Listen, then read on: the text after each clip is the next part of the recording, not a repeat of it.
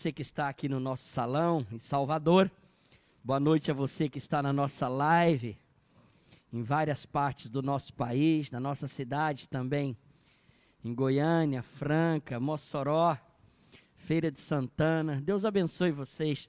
Vamos colocar de pé, vamos orar. Vamos falar com Deus nessa noite, mais uma vez.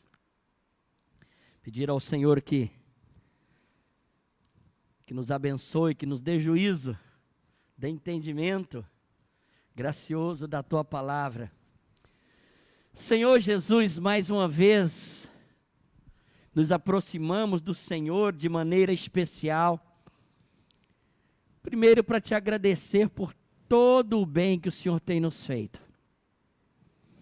Por tudo que o Senhor tem proporcionado a nós. A maneira como o Seu grande e doce Espírito tem nos feito ver e enxergar todas as coisas. Pai Santo, como diz o salmista no Salmo 84, mais vale, ó Deus, um só dia nos Teus átrios, que 1000 dias fora da Sua presença. E nós queremos nessa noite dizer que valorizamos a Tua presença, que precisamos da Tua presença, que necessitamos da Tua presença. Por isso que a Tua presença se manifeste agora, em cada irmão, em cada irmã, em cada amigo e amiga que está vendo esta live, que está no salão, que está nos ouvindo agora, e aqueles que virão a ouvir e a ver esta live. Que a presença do Senhor ao chegar ali, que possa libertar o que precisa de libertação, que cura aquele que precisa de cura, que restaure aquele que precisa de restauração. Ó meu Deus, visita, meu Pai, visita o Teu povo, visita, meu Pai, cada pessoa, meu Pai, em nome de Jesus. E fala conosco nessa noite, abre o nosso entendimento, é isso que eu Te peço, ó Deus, em nome de Jesus. Amém e amém. Podeis assentar, por favor? Abra sua Bíblia, mais uma vez, em Romanos 12, versículo 2. Eu quero pregar hoje a última ministração desse tema sobre a vontade de Deus, né? E não sedes conformados com este mundo, mas sede transformado pela renovação do entendimento, para que experimenteis qual seja a boa, a agradável e a perfeita vontade de Deus. Eu e você precisamos entender que a boa, agradável, perfeita vontade de Deus é algo que nós podemos experimentar diariamente. Isso mesmo. Nós podemos experimentar, experienciar, viver, conviver, ter vivência, convivência com o Espírito Santo. Com a vontade de Deus que é boa, que é agradável e perfeita. Só para você ter noção, quando nós passamos a entender a palavra e nós começamos a adequar a nossa vida, encaixar a nossa vida para fazermos a vontade de Deus, a maior parte do tempo que vivemos na terra, gente, no meio desse caos todo, nós conseguimos ficar protegidos, guardados das hortes malignas. Às vezes você me vê falando de todos os males que estão aí fora. Eu falo do mal que está aí, falo do mal que eu ouço, do mal que vê, do que leio. Mas esse mal, ele não faz parte da minha vida. O que eles estão vivendo aí, não faz parte da minha casa. Esse mal que eles estão vendo e vivenciando, experienciando, não faz parte da vida da grande maioria das pessoas que congregam conosco. Porque somos guardados, protegidos pelos anjos do Senhor. Porque nós determinamos que deveríamos o quê? Encaixar a nossa vontade na vontade de Deus. Interessante que o livro de Hebreus ele fala: agrada-me, ó Deus, fazer a tua vontade. Fazer a vontade de Deus é algo que agrada, é algo prazeroso, é algo que está nos planos, nos projetos. E quando nós alinhamos a nossa vontade a maior parte do tempo, 100% não tem jeito, mas nós podemos chegar diariamente e alinhar a nossa vontade com a vontade de Deus na casa dos 70, 80, em vários momentos até 90% das vezes do tempo, os pensamentos, os sentimentos, as palavras, nós encaixamos com a vontade de Deus, aí nós começamos a experimentar, nós passamos a ter essa experiência com a boa, agradável e perfeita vontade de Deus. Bispo, mas isso é muito difícil. Não, amigo. Todos nós que estamos experimentando isso, no início tivemos as mesmas dificuldades, mas com paciência, insistência, perseverança, nós fomos alinhando. Como nós já pregamos aqui, no capítulo 8 do livro de Deuteronômio, capítulo 7, versículo 22, ele fala que os inimigos serão expulsos pouco a pouco. Deus não exige que nós tenhamos, ou seja, estejamos 100% na vontade dele, ou 90%, ou 80%, ou 70%, imediatamente. Porque se ele fizer isso, não sobra ninguém, não sobra nenhum crente, porque ele conhece claramente o potencial de cada um, a força de cada um, a decisão de cada um, as fraquezas de cada um. Mas o Senhor, na sua paciência, vai esperando que a gente vá encaixando as nossas vidas na vontade dEle, aos poucos, insistindo.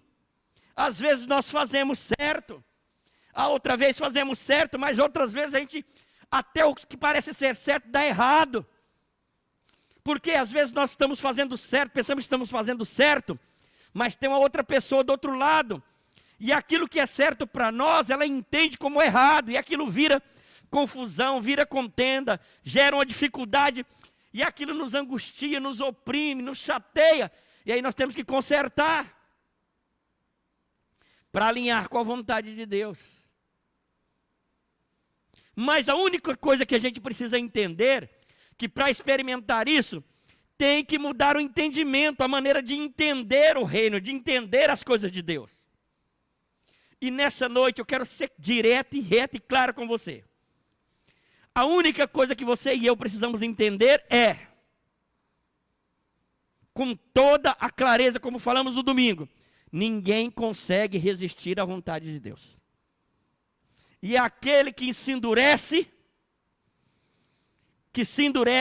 sofre muito.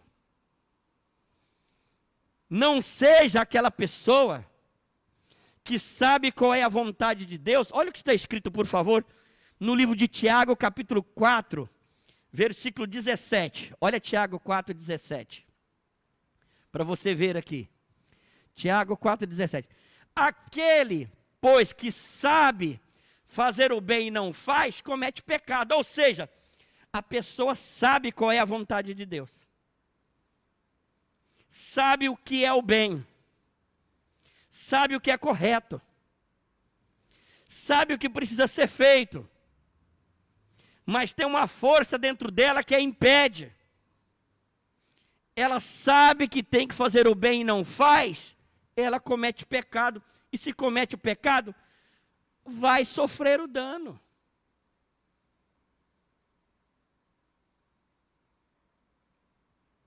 Ah, bispo, mas é do humano, que muitas vezes sabe o bem que tem que fazer, sabe o que é correto, sabe a vontade de Deus, mas quer fugir, quer correr,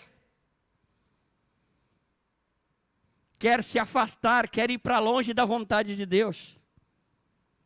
Vamos ver isso. Essa semana eu falei sobre isso no rádio, eu quero voltar a falar. Abre lá no livro de Jonas, capítulo 1, versículo 1, 2 e 3. Nós vamos entender esse texto aqui, que ele é muito interessante, o que acontece com o profeta Jonas.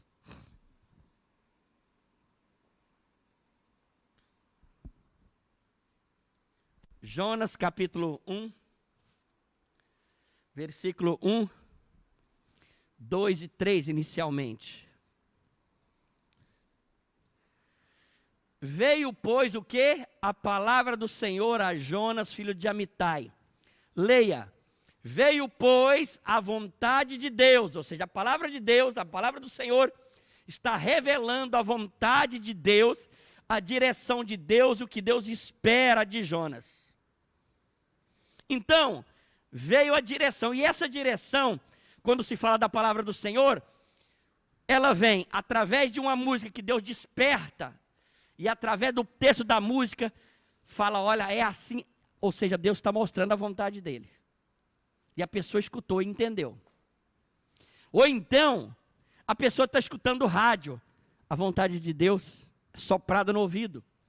Está vendo um programa na TV, a vontade de Deus está sendo soprada. Está vendo as nossas lives no Facebook ou também no YouTube, a vontade de Deus está sendo o quê? Lançada para a mente, para a alma, para o espírito daquela pessoa. A direção de Deus.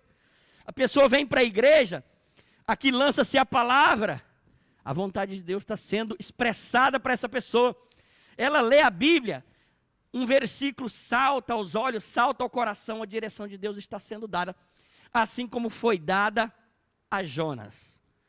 Veio a palavra do Senhor a Jonas, veio a vontade de Deus, ou a direção de Deus para Jonas, filho de Amitai, dizendo, olha como é que ela se manifestou agora, a vontade de Deus. O que Deus queria que Jonas fizesse? Levanta-te, ou seja, toma posição, Jonas, se posicione, levanta, fica de pé, vai à grande cidade de Nínive, que tinha 120 mil habitantes, clama contra ela, porque a sua malícia subiu até a minha presença. Então era uma cidade que estava como Sodoma e Gomorra, o mal que ela fazia, o pecado que cometia, subia como um aroma horrível diante das narinas de Deus. E aí, como Deus não queria destruir Nínive, chamou a Jonas e falou, olha, vá àquela grande cidade, clama contra ela, avisa para ela, para toda aquela cidade, para os seus moradores, para o seu rei, que se eles não enquadrarem, entrarem para a minha vontade, a cidade toda vai ser destruída e não vai sobrar um ser vivo. Ah, se a moda pega, hein? Já pensou Deus chegar e falar para Salvador? Vai sobrar muita pouca gente, né? Então, olha, vai e clama contra ela. Essa é a direção explícita, que Jonas teria que ir àquela cidade de 120 mil habitantes, avisar para ela que o pecado dela estava subindo diante de Deus e estava prestes a cair juízo como Sodoma e Gomorra. Pronto. Então Jonas agora foi chamado pelo nome, sabia qual era a vontade de Deus, sabia qual era a direção de Deus, sabia o bem que tinha que fazer. Vamos ver o que ele fez? Versículo 3. Jonas, porém, se levantou, mas para quê? Para fugir da presença do Senhor para Tarsis. Como é que é? Exatamente. Jonas tinha uma resistência interna muito grande contra a cidade de Nínive, seu rei e seus moradores. Quando a vontade de Deus foi revelada para ele, que ele deveria ir até a cidade de Nínive e clamar contra ela, ele falou, vou não. Só que ele não disse, ele pensou, vou não. E como é que ele fez? A Bíblia Sagrada diz, levantou-se para fugir, não falou com ninguém, para fugir do Senhor em Tarsis.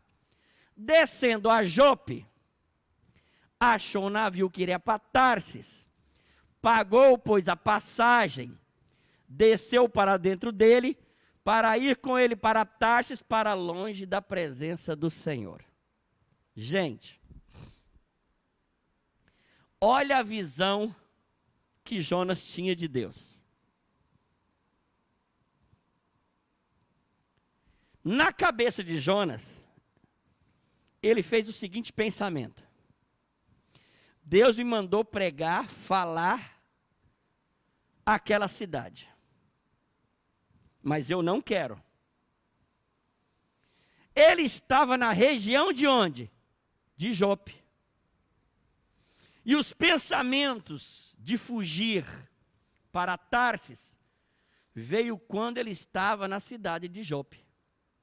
Ele estava descendo para Era, parece que ele morava na periferia. Quando ele desceu, ele comprou a passagem de um navio que estava indo para Tarsis. Pagou sua passagem, desceu para dentro, entrou para dentro do navio, para ir com eles para Tarsis, para longe da presença. Qual era a visão de Jonas? A visão de Jonas, que o Deus que ele servia o Deus Todo-Poderoso. Mas ele achava, tinha visão, que o Deus Todo-Poderoso era como os deuses do mundo, como os deuses daqueles homens que não serviam ao Senhor. Era como os deuses dos egípcios, dos sírios, dos assírios, que era só um Deus presente unicamente no local onde estava. Ele não tinha a visão de que o Deus que ele servia era onipresente. Ele não tinha essa visão. Por isso que ele foi a Jope, ele estava em Jope. Mas o que ele fez? Ele levantou-se para fugir de Deus em Tarsis. A visão dele é: eu estou em Jope. Pronto. Deus falou comigo nessa cidade. O que é que eu vou fazer? Vou comprar passagem de navio e vou para Tarsis. Por quê? Se eu estou em Jope, Deus está aqui. Mas se eu for para Tarsis, Deus não estará lá. Por isso que ele fez as contas, Antônia, que se ele fugisse para Tarsis, Deus não estaria lá. Porque a visão dele é a visão dos deuses malignos, diabólicos. Porque o Deus maligno, diabólico, um demônio só está onde? Presente naquele lugar, só naquele lugar e pronto. Ele não é como o nosso Deus. Então ele achava que ele podia chegar em Jope, pronto. Aí ele comprou a passagem de navio, ok. Ele então entrou para onde? Para dentro do navio e desceu lá para a parte de baixo, para o convés. Ele foi e falou o seguinte: Deus estava em Jope, mas agora eu estou dentro do navio, estou lá na parte de baixo do navio. Então Deus não está lá.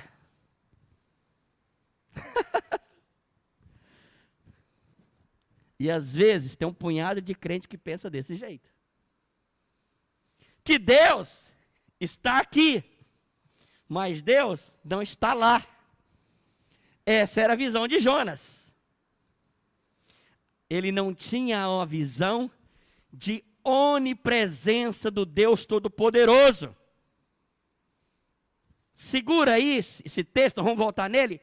Olha comigo, Salmo 139, versículo 1, para você ver que não tem jeito, amigo.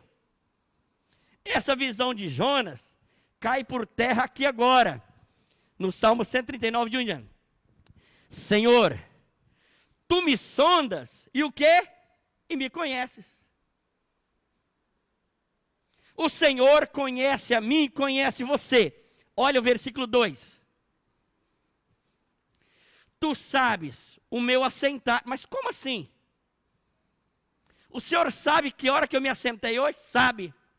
Deus sabe a hora que você se assentou, mas Deus sabe também a hora que você se levantou da cadeira. Deus sabe a hora que você sentou da cama e sabe a hora que levantou da cama. Agora, o que é melhor? Deus sabe a hora que a Antônia levantou, sentou na cama, e a hora que ela se levantou. A hora que ela se assentou na cadeira para tomar café, e a hora que se levantou. Só que Ele sabe a hora que eu também me levantei e sentei na cama. Ele sabe a hora que eu me levantei e fui no toalete para escovar os dentes. Aí ele sabe a hora que eu simplesmente fui tomar café, sentei na cadeira lá, na mesa, tomei café. Sabe a hora que eu me levantei. Sabe a hora que eu fui tomar banho. Sabe a hora que eu vesti minha roupa.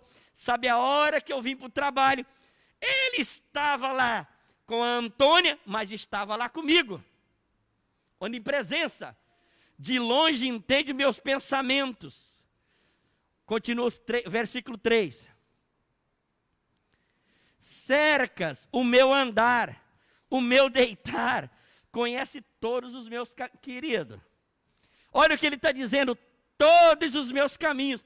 Deus conhecia Jonas quando ele estava em Jope, e sabia que os caminhos dele, ele estava lá dentro do navio. O percurso que ele fez para entrar no navio, e o que ele estava fazendo lá? Ele estava lá para fugir de Deus, indo para Tarsis.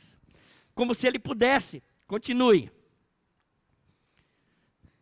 Não havendo ainda palavra alguma na minha língua, eis que logo o Senhor tudo conheces. Agora olha o versículo 5. Tu me cercaste por detrás, por diante, puseste sobre mim a sua mão. Ou seja, a parte de trás o Senhor me cerca, na frente eu estou cercado e a mão dele está por cima. Continue. Tal conhecimento é maravilhosíssimo, tão alto que não posso atingir. Versículo 7. Para onde eu irei do teu espírito? Para onde eu fugirei? Por isso que eu estou dizendo para você, que Jonas, gente, veio depois que o Salmo foi escrito. Ele não leu o Salmo 139. Porque se ele tivesse lido, ele sabia que não podia fugir de Deus. Nem da vontade do Senhor. Ele não poderia escapar dela. Mas ele tinha uma visão tosca, uma visão míope, uma visão pequena, que ele achava que o Deus que ele servia só era o Deus de Jope. Não era o Deus de Jope, o Deus do navio e o Deus de Tarsis. Vamos mais um pouquinho para você ver como é que não dá para fugir. Olha lá. Se eu subir no céu, onde está Deus? Está lá. Se fizer o inferno na minha cama, está lá também. Versículo 9. Se tomar as asas da alva, se habitar na extremidade do mar, a extremidade da alva quer dizer aonde o sol está nascendo, até a lua, tua mão me guiará e a tua destra me sustentará. Então não tem jeito. Vamos voltar lá agora, lá em Jonas capítulo 1, versículo 1, 2, 3, em diante. Então Jonas tinha essa visão, de que o Deus dele não era um Deus onipresente. E eu quero te falar, o seu Deus é um Deus onipresente. Ele está presente nos céus, como está escrito ali, ele vai até o inferno, porque de lá ele tirou Jesus. Ele está em Salvador, está aí em Goiânia. Ele está comigo, está com você. Ele está presente em mim, está presente na sua vida. E é desse Deus que você quer fugir? Porque ele mostrou a vontade dele e você está correndo dela? Então veja bem o que vai acontecer agora. Jonas se levantou para fugir, como se pudesse. Ele estava em Jope e achou que Deus era só Deus de Jope. Então olha agora, versículo 4. Versículo 4. Mas o Senhor mandou o mar o quê? Um grande vento. E fez do mar uma tempestade. E o navio estava a ponto o quê? De quebrar-se. Gente, só que Jonas, além de ter a visão míope, de que Deus era só Deus de Jope, não era o Deus do navio, não era o Deus de Tarsis, ou seja, na presença, tinha uma outra coisa. Ele não entendia que Deus também é onisciente. Ele projetou descer a Jope, comprar uma passagem para Tarsis, para fugir da presença de Deus.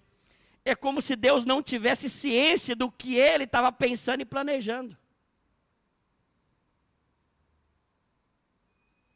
Primeiro, ele acha que Deus é só Deus de Jope. Segundo, ele pensa na cabeça dele que Deus não teria acesso aos pensamentos dele. Porque ele não entendia que Deus é também onisciente. É o Deus que sabe todas as coisas. Como nós lemos, ainda a palavra não chegou nos nossos lábios, ele sabe o que nós vamos falar. Ou seja, Deus conhece os nossos pensamentos. Sabe as coisas boas que vamos falar e sabe as besteiras que vamos falar na vida. Jonas não tinha esse entendimento da onipresença e da onisciência. E ele também não tinha o entendimento da onipotência de Deus. Mas a partir de agora ele começa a ver que o Deus que estava em Jope, quando o navio começou a navegar, aí o que aconteceu? O Senhor mandou ao mar um grande vento. Aí Jonas lá embaixo no convés viu que Deus estava lá no navio, ou em cima do navio, ou do lado do navio. Deus estava presente ao redor do navio. Aí ele viu que Deus estava presente lá no mar. Segundo, que Deus sabia que ele estava lá, onisciência. Terceiro, que Deus era onipotente, ele tinha o poder para mexer com o vento e fazer o mar se empolar. O poder de Deus estava no vento e o poder de Deus estava no mar para formar a tempestade. Ou seja, para tocar no navio. Isso chama-se onipresença. Deus estava lá no mar. Ora ele estava em Jope, agora estava no mar. Onisciência, ele sabia que o raro do Jonas estava fugindo, estava lá dentro daquele navio. Ciência, conhecimento, onipotência. Tinha o poder sobre o vento e o poder sobre o mar para formar a tempestade, um poder para tocar no navio a ponto dele quebrar. É desse Deus que você quer fugir? Que tem presença, ciência e potência?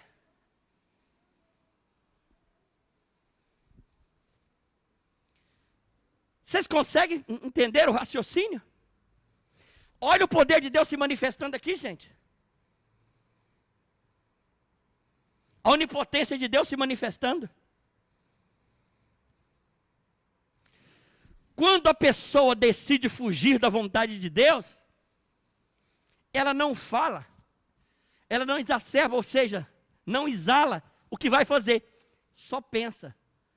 Mas, querido, Deus tem acesso aos seus pensamentos, aos meus pensamentos.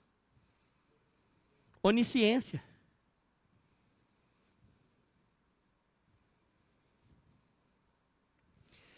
E aonde nós formos, a onipresença está lá, Ele está lá conosco. Só que quando nós decidimos fugir da vontade de Deus, a onipotência de Deus estará na nossa frente para fazer o nosso barquinho balançar. Está entendendo agora? Olha o versículo 5 agora. Então temeram os marinheiros e clamavam, cada um ao seu Deus. E lançaram ao mar cargas que estavam no navio, para aliviarem o peso. Jonas, porém, desceu ao porão, deitando, dormia profundo sono. Ele chegou e falou, isso não é comigo, folgado. Mas a gente vê aqui, que quando uma pessoa foge da presença de Deus, e ele está no barco, quem está junto sofre. Olha o que é uma presença, uma pessoa que foge da presença de Deus. Quando uma pessoa corre, foge, se afasta para longe da presença de Deus, o poder de Deus virá contra aquela pessoa, fazendo o mar soprar, ou seja, o vento sopra, bate contra o mar e vira tempestade. E a partir dali, olha o que aconteceu. Os marinheiros, gente, eram vários. Jonas estava lá embaixo dormindo, fazendo de conta que não era com ele. Mas os marinheiros estavam no navio onde Jonas estava. Jonas estava fugindo da vontade de Deus. Quem estava no mesmo lugar que ele começou a sofrer. E o que é pior, eles tiveram que pegar e lançar no mar as cargas, os bens. Gente, todas as vezes que uma pessoa sai fora da vontade de Deus, quem está perto sofre e tem muitas perdas, e às vezes perdas financeiras, perda de bens. Quando uma mulher vira a cabeça para fugir da vontade de Deus, seus filhos, seu marido, seus pais vão ser açoitados pelos ventos. Quando o homem vira a cabeça para fugir da vontade de Deus, os ventos vão soprar contra o mar, as tempestades virão, e virá muito sofrimento, exatamente como aconteceu com os marinheiros, e as pessoas começam a perder. Quando um filho vira a cabeça, que foge da vontade de Deus, a família toda sofre. Porque está o quê? No mesmo barco. Por isso você e eu precisamos entender isso. E não tem como escapar. Bispo, mas não é só aquela pessoa que está fazendo errado que deveria sofrer? Na minha concepção seria, mas infelizmente, o raro que estava fugindo da vontade de Deus, o seu Jonas, estava no navio e tinha muita gente com ele que não tinha nada a ver, nem sabe que está sofrendo, mas está sofrendo por causa dele. Olha o que está escrito agora no versículo 6. Versículo 6. O mestre do navio chegou-se a ele e disse-lhe: que tens, dorminhoco?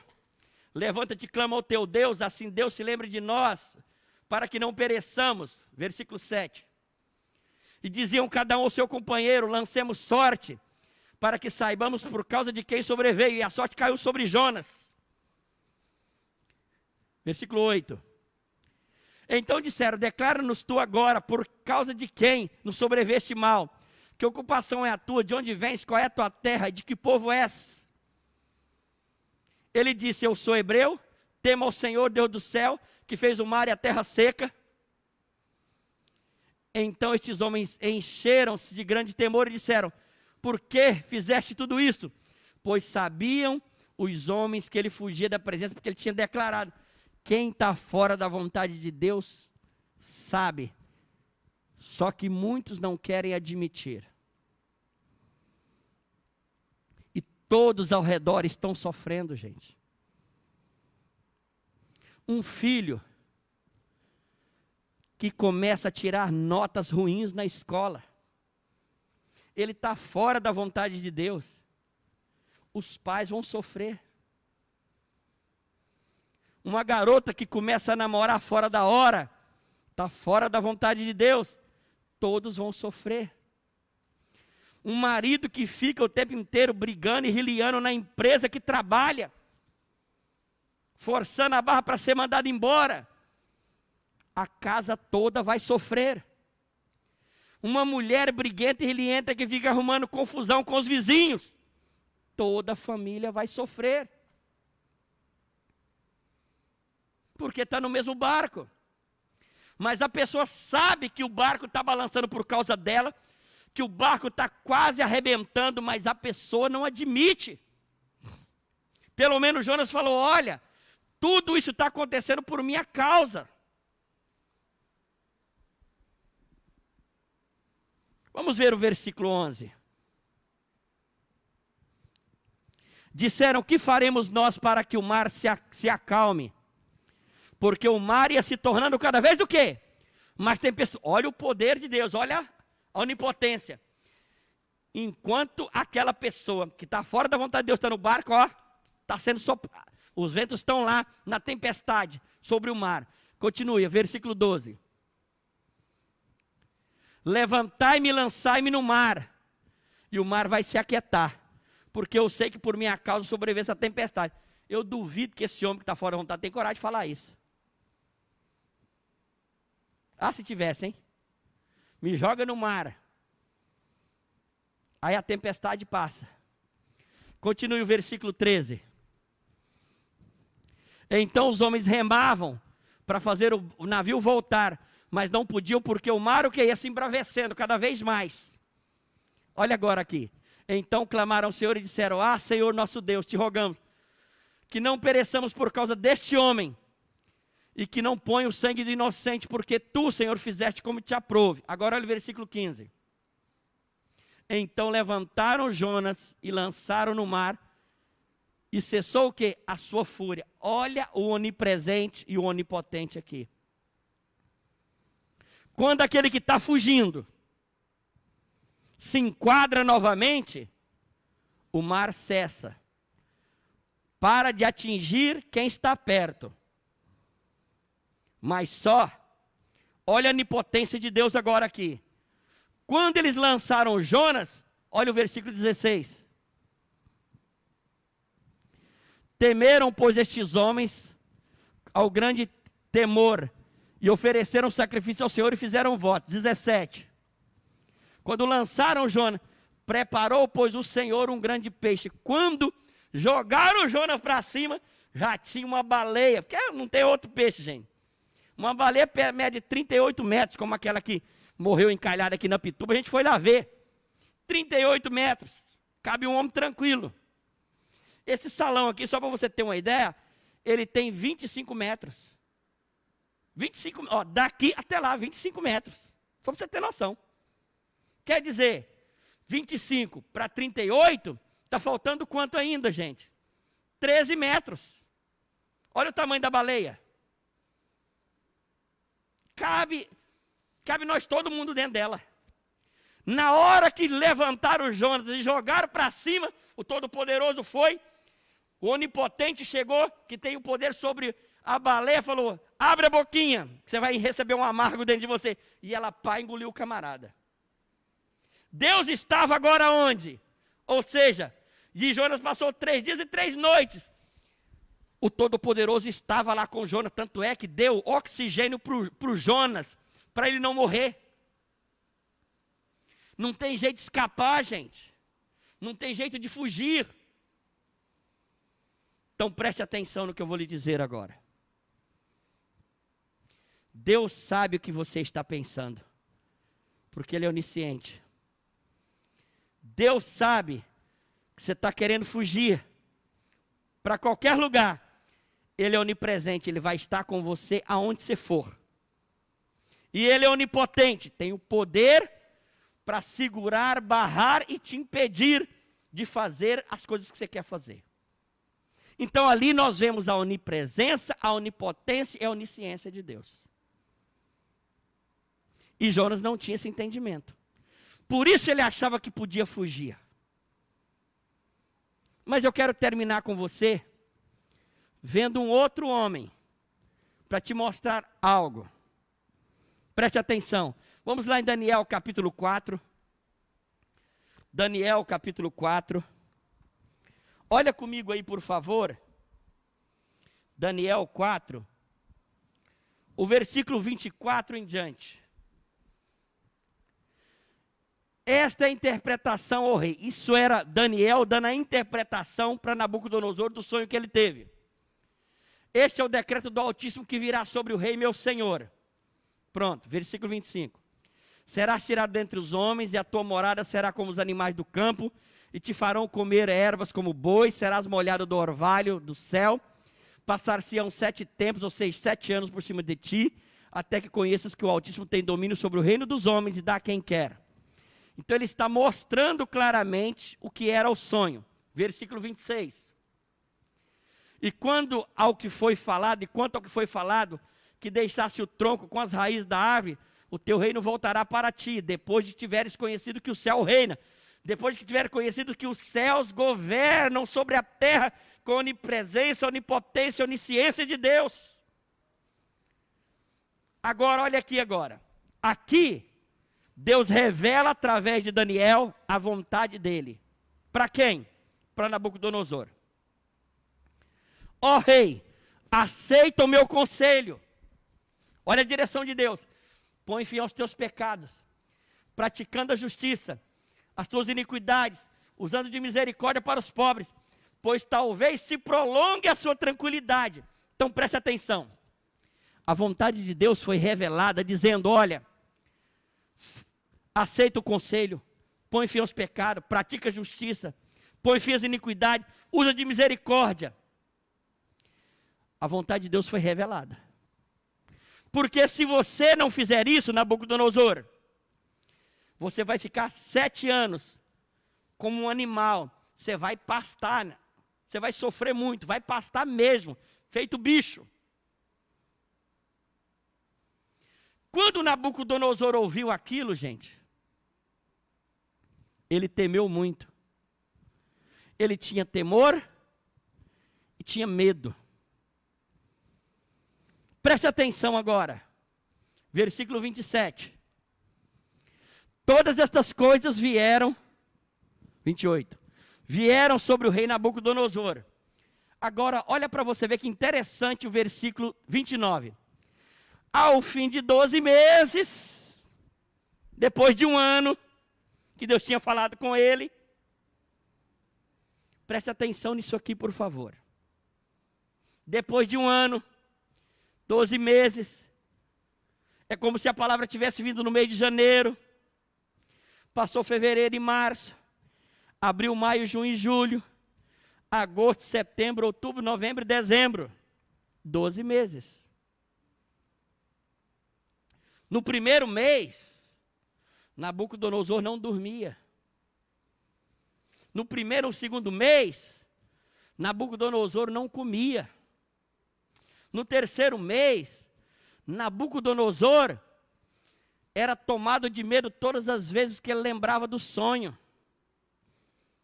No quarto mês, ele tremia o tempo inteiro por causa da interpretação. No mês de maio, ele ouvia a direção de Deus dada por profeta Daniel, falando no ouvido dele. No mês de junho, ele estava quebrantado. Mas quando chegou o mês de julho, já se passaram 6 meses e nada do sonho acontecer. Nada de ruim que foi profetizado alcançou ele. Quando chegou no mês de agosto, será que aquilo não era coisa da minha cabeça? Quando chegou o mês de setembro, eu acho que Daniel estava errado. Quando chegou o mês de outubro, Deus se esqueceu. Chegou o mês de novembro, era só um sonho. Mês de dezembro, é coisa da minha cabeça. 12 meses, gente. E sabe por quê? Foi exatamente assim como eu estou lhe falando. Bispo, como é que você sabe? Estou criando a história, rapaz. Talvez você pudesse contar ela de maneira diferente, mas eu estou te contando como foi, segundo a minha visão. E a visão que eu tenho é simples. Quando a vontade de Deus foi revelada para Nabucodonosor, passou ainda 12 meses até ele achar que Deus se esqueceu, que não ia acontecer nada, que era só um sonho, que aquilo não era verdade, não era uma realidade. Por que ainda se esperou 12 meses, passou 12 meses? Primeiro, porque quando a vontade de Deus vem, e ela é contrário ao que a pessoa sente, como foi aqui Nabucodonosor, ele coloca freio na sua vida, durante um tempo, durante 3 meses, 6 meses, 1 ano, não porque ele se convenceu que a vontade de Deus é boa, agradável e perfeita para a vida dele. Ele não se convenceu. Ele não se convenceu que fazer a vontade de Deus, que é boa, agradável e perfeita, terá ganhos. Ele não acredita que terá ganhos. Ele não acredita que terá sucesso andando na vontade de Deus.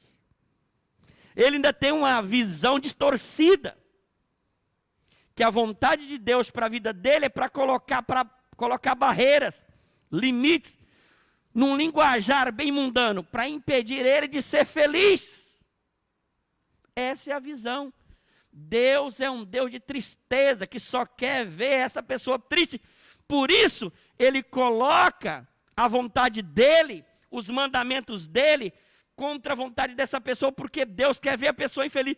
Porque essa pessoa ainda não entendeu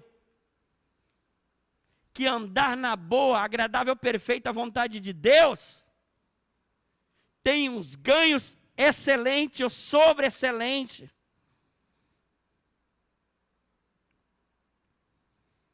Segundo, quando ela passa andando ainda, durante uns meses, durante 12 meses, ela faz aquilo, anda direito, não porque se convenceu, mas é porque ela está com medo. Ela ainda tem medo do que pode vir a acontecer. Mas com o passar do tempo, todo o medo que a pessoa sente vai sendo diluído. Quer ver só? Lembra quando começou a pandemia no ano passado? Quando os meios de comunicação falavam 24 horas sobre a pandemia, que mostrava um monte de gente entubada e um monte de gente morrendo, que parecia que todo mundo ia se infectar e todo mundo ia morrer. Lembra? Como é que todo mundo vivia? Gente, chegou dias dentro de Salvador que parecia uma cidade zumbi. Não tinha ninguém na rua. Sabe por quê? Porque estava andando na vontade por causa do medo, não porque se convenceu. Que ficar em casa guarda, que não se aglomerar guarda, que usar máscara guarda, que usar álcool gel protege. A pessoa não se convenceu. Ela estava fazendo, segurando, ficando em casa, não se aglomerando, não usando álcool gel e máscara, porque estava com medo. E os meios de comunicação falavam, você vai se infectar, e a pessoa, eu não vou sair porque eu vou infectar. Se você infectar, você vai ser entubado, e a pessoa, eu não quero ser entubado. Se você simplesmente ficar doente, for entubado, não vai ter UTI para todo mundo. Meu Deus, eu vou pegar a Covid, vou ficar entubado e ainda não vai ter UTI para mim. E aí outro chega e fala, olha, se você pegar o vírus, se vai faltar ar, vai ficar entubado, não vai faltar UTI, e se você entrar na UTI, daqui um pouco você vai morrer. E a pessoa assustada falava, meu Deus, eu vou ficar quieto, vou ficar em casa. Não porque ela se convenceu que ficar em casa protege, que usar máscara protege, que usar álcool gel protege, ou que simplesmente não aglomerar protege. Só que passou quanto tempo? 12 meses. De março a março. No primeiro mês, estou com medo. No segundo mês, vou ficar em casa. No terceiro mês, álcool gel. No quarto mês, de abril, máscara. No quinto mês, maio, não aglomero. Mês de junho do ano passado. Aí nós já estávamos o quê? Março, abril, maio, junho, julho, agosto. Quando chegou em agosto, não quero morrer. Chegou setembro, teve gente da minha família que pegou, mas não morreu. Chegou outubro, isso não mata todo mundo. Chegou novembro, isso é coisa de farmacêutico.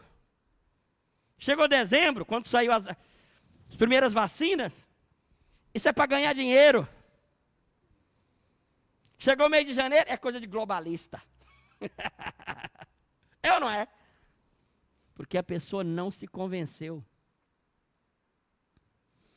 Ela estava seguindo as regras por causa do medo. Quando o medo passa, gente, ela se esquece do que Deus disse. Quando os temores passam, que o medo acaba, aí ela tira a máscara, aí ela se aglomera, aí ela vai para a galera. E aí vê que pega Covid e o negócio inferniza. Nabucodonosor, no final de 12 meses, quando ele achou que era só um sonho, que ele não precisava se enquadrar na vontade de Deus, que aquilo era brincadeira, que não ia acontecer nada, olha o que está escrito agora, versículo 30. Falou o rei dizendo, não é esta a grande Babilônia que eu edifiquei para a casa real, com a força do meu poder para a minha magnificência? Ainda estava a palavra na sua boca, na boca do rei, quando caiu uma voz, a ti se diz ao rei Nabucodonosor, passou o reino. Amigo, quero terminar com você dizendo, quando a vontade de Deus vem para a minha vida, para a sua vida, para as nossas vidas, você pode fugir o quanto quiser.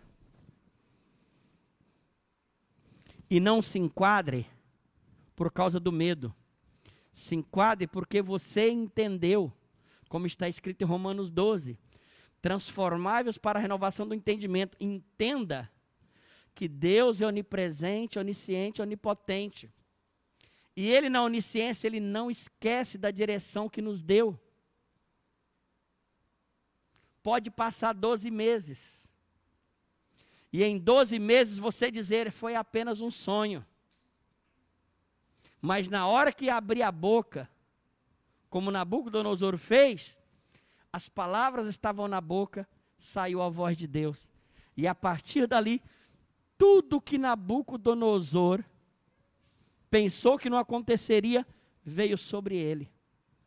E ele iria a partir daí aprender a enquadrar da maneira mais difícil. Jonas aprendeu quando caiu dentro da boca de um peixe. E ficou lá, descendo mar adentro, e sofrendo 3 dias. Foi pouco tempo. E Nabucodonosor ficou sofrendo 7 anos. Olha para cá, quantos anos faz que você já está sofrendo? Você era criança quando começou seu sofrimento. E desde lá até agora, você já está na casa dos 40 anos, continua sofrendo porque está fugindo da vontade de Deus. Ô amigo, está na hora de enquadrar agora. Eu não estou falando isso para te assustar, estou falando isso daí para você ter o entendimento certo, transformar para a renovação do seu entendimento. A vontade de Deus que é boa, perfeita e agradável, querido, ela tem os ganhos, os melhores ganhos que alguém poderia ter na terra, é quando nós nos enquadramos na vontade de Deus. Quando você enquadra o seu casamento na vontade de Deus, você vai viver os melhores dias de casado. Quando você enquadra o relacionamento, a criação dos seus filhos na vontade de Deus, você vai ver que os relacionamentos com o filho fluem, deslancha, cresce, avança, melhora. Quando você pega a sua área financeira, enquadra ela na vontade de Deus, sendo dizimista e ofertante, você vai ver que a sua vida financeira passa a ter uma parceria com Deus e a bênção de Deus te alcança. Quando nós pegamos a nossa saúde física, enquadramos na vontade de Deus, não fazemos coisas que possam nos tirar a saúde, fazendo tudo correto, você vai ver que a sua saúde fica maravilhosa, fica tremenda. Ô, meu irmão, fazer a vontade de Deus vale a pena.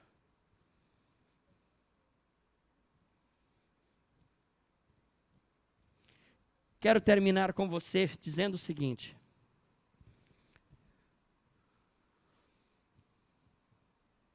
Escuta.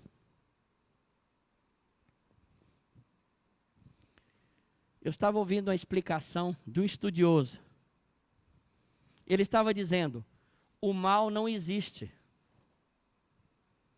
Eu falei, gente, onde é que vai dar essa explicação? Ele disse, o mal não existe. Ele não existe em si mesmo. Assim como não existe a escuridão. Como não existe? Não. Na regra, o que existe não é a escuridão. O que existe é a falta de luz. Porque quando você liga a luz prevalece o quê? Contra a escuridão. Logo, quem é mais forte? A luz ou a escuridão? A luz. Tanto é que você liga a luz, ela prevalece contra a escuridão. Então o mal não existe. O que existe é a falta do bem. Logo, você está querendo dizer, ele estava falando, o inferno e Satanás não existe na vida de uma pessoa. O que existe é a falta de Deus. A falta de Deus já é o inferno, gente. A falta do Espírito Santo já é o próprio Satanás na vida da pessoa. Ainda que o ser espiritual, angelical, que é um arcanjo caído chamado Satanás, diabo, capeta, você dá o nome que você quiser, ele existe, ele é real. Mas ele é real na vida das pessoas que têm a ausência de Deus, a ausência do Espírito Santo, a ausência de Jesus Cristo. Porque aonde Jesus Cristo entra, aonde o Espírito Santo reside, aonde Deus age, Satanás, o diabo, o Lúcifer, não pode ficar, não pode prevalecer. Logo, o mal do diabo, Satanás e do inferno e do capeta, ele não existe na vida de quem tem Jesus Cristo na sua vida, que tem o Espírito Santo residindo dentro de si, que tem Deus como centro da vida dele. Logo, eu quero terminar com você dizendo, o mal que muitas vezes você está sofrendo é pela ausência da vontade de Deus na sua vida. Não fazer a vontade de Deus traz todo o sofrimento que você está nele. Quando eu enquadro a minha vida na vontade de Deus, ainda que eu não consiga fazer 100%, ainda que eu consiga fazer só 50% hoje, 60%, mas eu vou aumentando, à medida que eu vou aumentando a minha vida, ou seja, o meu caminhar na vontade de Deus, o mal vai desaparecendo, o que Satanás projetou e planejou, vai ficando para trás, e vai ficando apenas os projetos de Deus para me alcançar e te alcançar. O mal não existe. O que existe é a falta do bem. Satanás e seus anjos não existem. O que existe é a falta de Jesus Cristo, a falta de Deus, a falta do Espírito Santo. Porque aonde está esses três, a ausência do mal é real. Ou seja, o mal não está lá, não chega, porque essa pessoa é guardada e protegida. E isso acontece quando nós enquadramos a nossa vontade com a vontade de Deus. Vamos colocar de pé e vamos falar com o Senhor.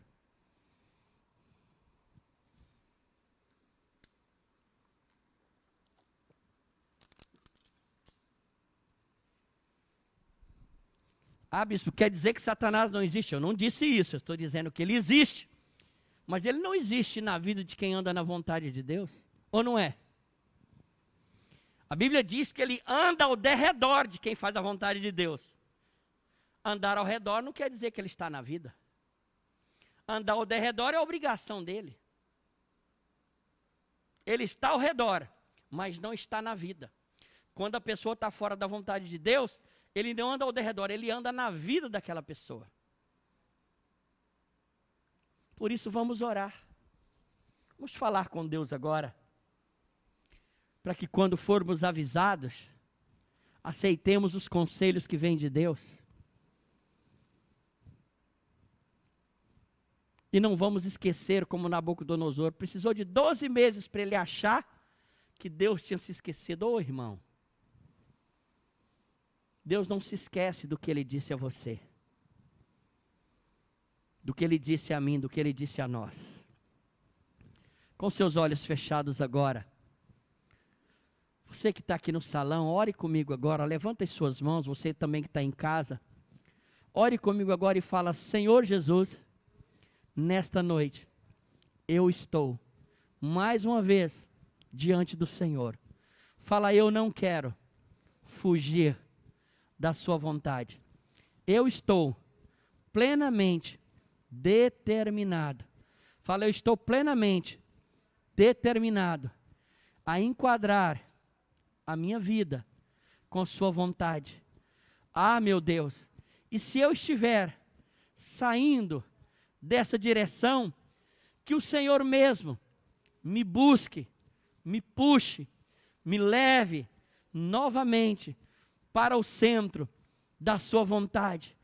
Eu não quero agir como Jonas, que achava que o Senhor não sabia que ele queria fugir. Ele não entendia que o Senhor tem onisciência, ciência do que ele pensa. Ele achava que o Senhor não estaria presente no mar, naquele barco, porque ele não entendia que o Senhor é onipresente, está em todo lugar.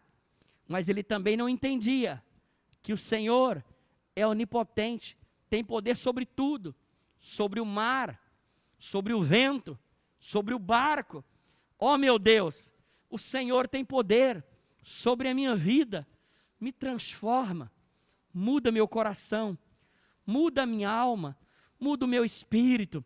Oh meu Deus, eu não quero ser como Nabucodonosor, que durante 12 meses se segura, puxa o freio, não faz nada de errado, mas com o passar dos dias, simplesmente vai desacreditando e vai achando que pode fazer qualquer coisa, porque o Senhor se esqueceu. Fala: oh meu Deus, o Senhor não se esquece, o Senhor se lembra da direção que foi dada, e eu não quero passar por sofrimento para poder enquadrar. Eu não quero e não vou passar por tempestades para fazer sua vontade. Eu quero fazer a sua vontade apenas porque eu ouço a tua palavra, eu absorvo, eu creio e vou andar nela. É isso que eu te peço, em nome de Jesus. Amém? Então é isso mesmo, preste atenção. Ou nós aprendemos com os conselhos que vêm de Deus, ou você vai aprender com chicote. Ah, Jesus Cristo. Qual que você quer, Antônia? Quer aprender com os conselhos ou com chicote? Hã? E você, Lindinalva? Conselhos ou chicote? Mas a Nilde quer chicote. Hã? Tá fora? Pois é. Eu quero aprender com os conselhos de Deus. Eu não vou precisar de chicote, em nome de Jesus. Amém? Preste atenção. É muito importante o que eu vou te dizer agora. Amanhã é quinta-feira? Quinta. Depois de amanhã, dia 30, é o pagamento do nosso aluguel aqui, gente. E eu sei claramente de todas as intempéries que está aí fora, passando e tudo mais. E é bem possível que vários de nós que estamos agora ouvindo, estejam passando por aperto. Mas amigo, escuta, se Deus realmente tem falado com você, te edificado, se você tem pastores que podem orar com você e por você, que pode te dar assistência, que pode te visitar, que pode te ouvir, te escutar, é porque os dízimos e as ofertas têm dado essa estrutura, seja ela através da live, seja através da rádio, seja através do WhatsApp, seja através das ligações telefônicas. Cada ligação telefônica tem um custo. E esse custo financeiro é coberto por quê? Pelos dízimos e pelas ofertas. Diariamente eu estou ligando para as pessoas. Diariamente, falando com elas. Então é de extrema importância a sua, a minha, a nossa fidelidade nos dízimos e nas ofertas. Quando chega final de mês, as coisas apertam mais um pouco. Por isso nós vamos colocar aí agora o número do Pix. Ou então você passa aqui, passa o cartão na máquina. Ou então traga em espécie. Mas é de extrema importância que você possa nos ajudar, bispo. Mas o que eu tenho é tão pouco. Ô, irmão, pensa desse jeito não. Pensa assim não. O Senhor Jesus foi muito claro no livro de Lucas, que uma senhora de idade colocou apenas 2 moedas, quanto homens colocavam muito do seu dinheiro que sobrava. E Jesus falou, ela deu mais que todo mundo, porque ela deu da sua pobreza. Ela deu o que estava últimas moedas. E isso é importante para nós. É de extrema importância. Porque sem a moeda as contas também não são pagas. Porque, com toda certeza, banqueiro não perdoa. Por isso é de extrema importância que você esteja fazendo isso, ok? Envia para nós o seu dízimo, a sua oferta. E vou terminar dizendo, para mim é inconcebível que a igreja que cuida de você, dos pastores que cuidam de você, e muitas vezes você desvia o seu dízimo e manda para outra igreja, que está falando na televisão. Ô irmão, não é lá que você congrega é aqui. Na hora que as coisas apertam, é dessa igreja que sai assistência. Eu não estou cobrando assistência, eu estou falando que com o seu dízimo, é que a gente mantém o nosso dízimo aqui, ou seja, ninguém nessa igreja dizima o valor do nosso aluguel. Mas, quando ajunta de um, de outro, aí sim ajunta e faz todo o bolo que pode pagar as nossas pendências. Fechado? Então, faça isso, dizima, oferta, em nome de Jesus. Alguém do salão aqui precisa de um envelope? Pegue aqui, Antônia, por favor. Pega o envelope ali, por gentileza. Os meninos vão precisar também de envelopes? Se não trouxe hoje, você pode pegar. Aqui, ó, na caixinha aí. Isso. Pode pegar aí, por favor. Pronto. Certo. Nós tínhamos dito claramente que quinta-feira o pastor Jorge e a pastora Júlia estariam começando a reunião na quinta. Mas acontece que amanhã eles estarão fazendo 15 anos de casamento, de casados. Parabéns, pastor Jorge e pastora Júlia. Domingo nós vamos orar contigo, tá certo? Vamos cantar parabéns para vocês. Tá certo? Parabéns amanhã. Então, porque é aniversário de casamento, eles vão festejar, claro, vão sair para jantar e assim por diante. Mas na sexta-feira nós teremos a ministração com a presbítera Deusdete, às 19h30. E sábado, às 19h30, nós teremos a ministração com o pastor Miller Carvalho e pastora Raquel.